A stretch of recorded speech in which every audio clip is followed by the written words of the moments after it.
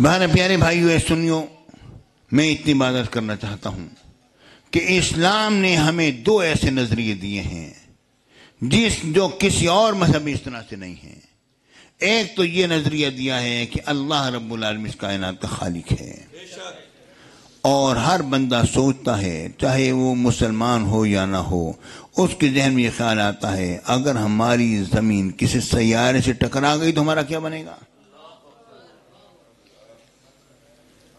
اگر ہماری زمین کے اندر یہ ہو گیا تو پھر کیا بنے گا؟ ہے نہیں ہے؟ خیال آتا نہیں آتا؟ پیارے ساتھیوں، یہ خیال جو آ رہا ہے، اب اس کا جواب کوئی مذہب نہیں دے گا، اسلام دیتا ہے۔ ہاں، جس وقت یہ زمین تہس نہس ہوگی تو اس کے بعد تم ایک اور جہان میں موجود ہوگے۔ کل من علیہا فان، جو کبھی زمین پر ہے سب پر فنا طاری ہو جائے گی، کوئی چیز باقی نہیں رہے گی، لیکن وہ چیز فنا ہوگی، معدوم نہیں ہوگی۔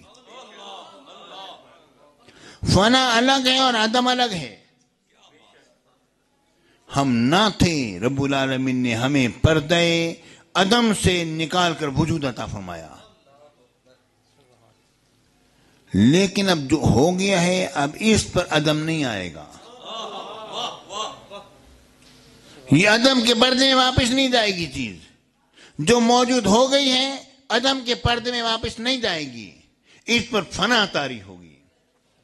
اس لیے یہ کہا، یہ آیات میں اور قرآن پاک میں بات ملتی ہے کہ زمین کو لپیٹ دیا جائے گا قیامت میں۔ یہ نہیں کہا جاتا ہے کہ زمین جو ہے معدوم ہو جائے گی، کسی نہ کسی صورت میں موجود ہوگی۔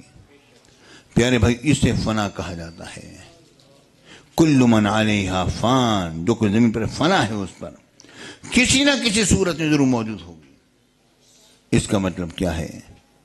اس کا مطلب یہ ہے پیارے ساتھیوں کہ جس طرح کہ ہم نے ایک پانی کو ابالا آگ کے اوپر اور تھوڑی دیر میں دیکھا پانی خشک ہو گیا، اب نظر نہیں آتا، پانی موجود ہے پر وہ ہوا بن گیا ہے۔ جس طرح کہ ہم نے اس چیز کو سمجھ لیا تو یہ بات ذرا دیکھو کہ پانی جو ہے جو ایک جسم ہے، اور وہ اگر ہوا بن کر ہماری آنکھوں سے اوجھل ہو سکتا ہے، تو پیارے بھائیوں، اللہ رب العالمین جن اجسام کو لطافت عطا فرماتا ہے، وہ ہوتے ہوئے بھی ہماری آنکھوں سے اوجھل کیوں نہیں ہو سکتے ہیں؟